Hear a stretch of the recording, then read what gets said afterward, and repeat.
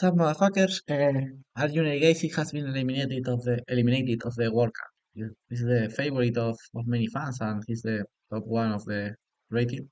He's the top one seed of the tournament, and he has been eliminated by WEI, who is another top rated player. He have 27.52, I think.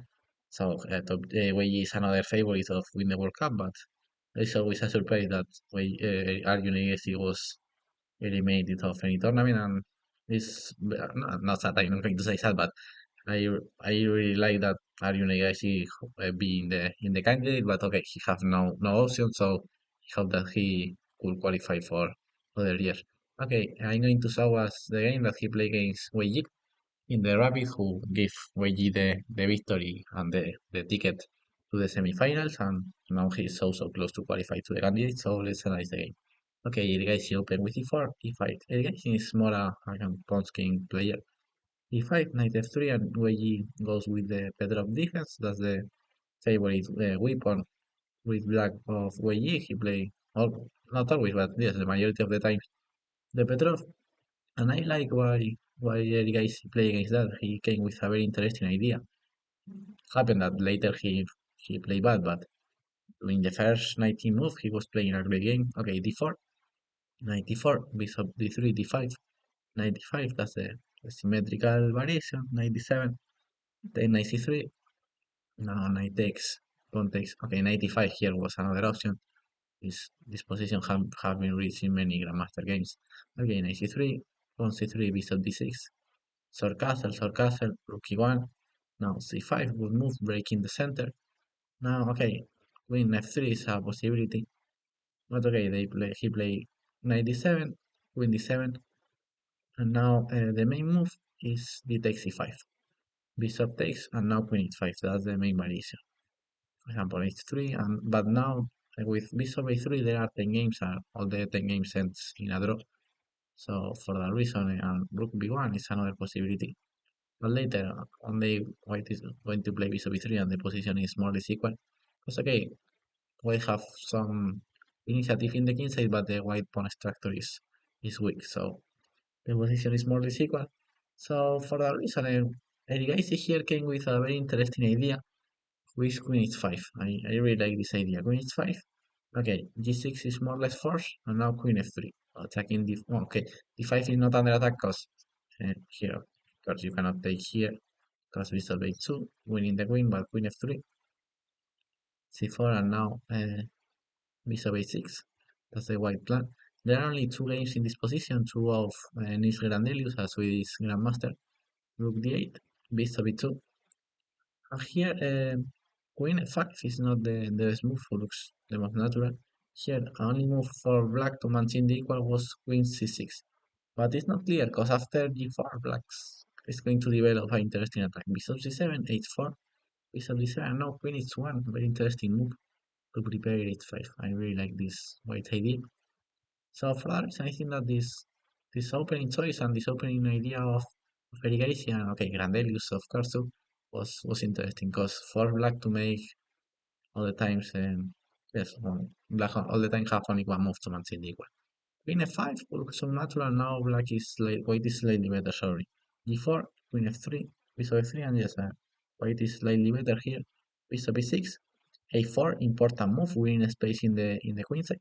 Now I have a space in the king side and in the queen side with the g4 pawn and the a4 pawn. That's why white is slightly better in the same game.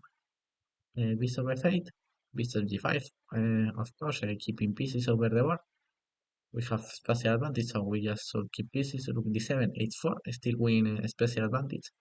King g7. Here comes the first mistake of Arjun Erigaisi. Until here, Erigaisi was playing perfect, but here he makes the first mistake. He just should improve the bishop instead of improve first the king. He should play bishop f4, coming to e5. Just improving the bishop, because the bishop on g5 here is a little bit misplaced. But bishop f4 is important. First, you are not allowing black to play bishop d6. If he play bishop d6, we can play our bishop e5 or bishop take d6. Finally, now trading this bishop, and now later we're going to take more space with the king with king g2, king g3, e5. Rook c8, for example, king g2, king d3, or a5, and white is slightly better. Sorry. but instead of that he played king d2.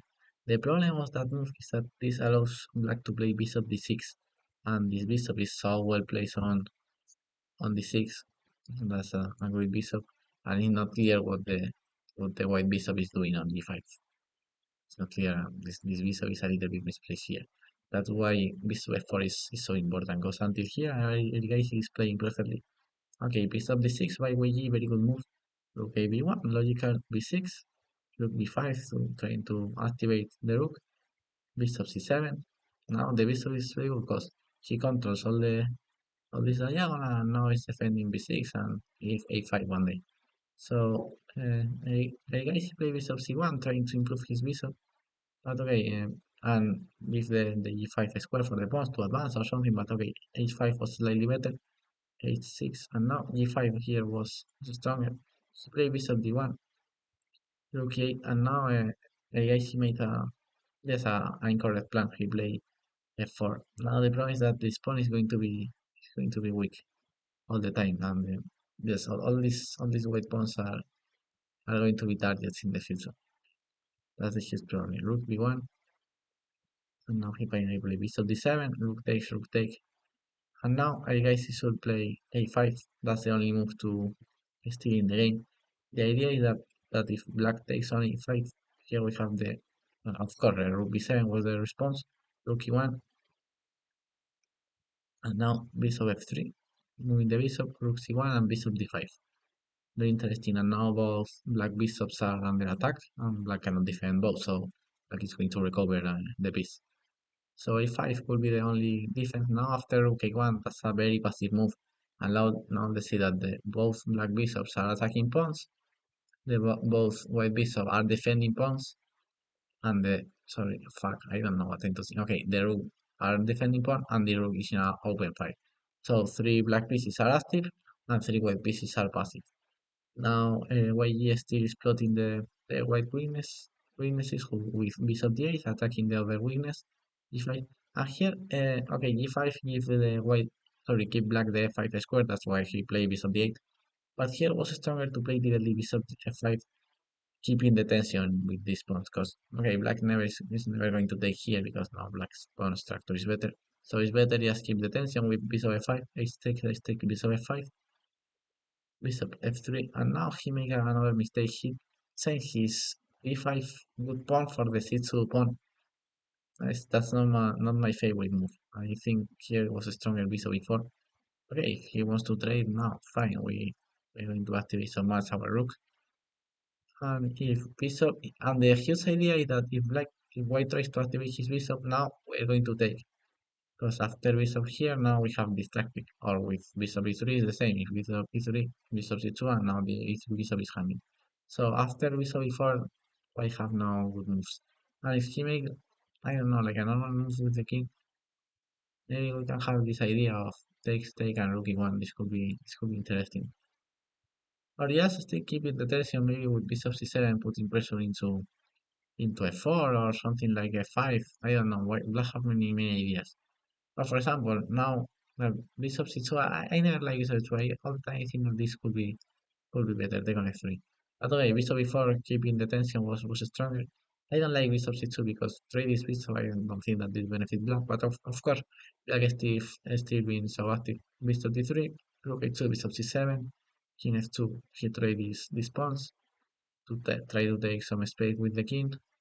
Now he tries to enter into the h5, bishop d2, rook h4, attacking, and finally Erigaisi sacrifice a pawn just to activate his pieces and try to trade some pieces and some pawns, because okay, he knows that he's going to lose the f4 pawn, but later he's going to trade the a pawn, he's going to trade these bishops, and he's having this pass pawn into the d5.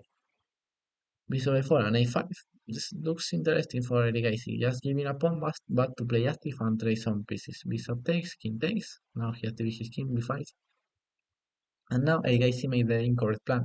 He played rook f2, which is a completely losing move because after bishop f5, black rook is misplaced on f2 and the bishop is better placed on f5 than on d3. He should play directly rook b2. Okay, he's attacking b5, so black should defend it, and now d6. White threat is okay. It's not really d7. The real white threat is bishop b7 and take capture all the pawns.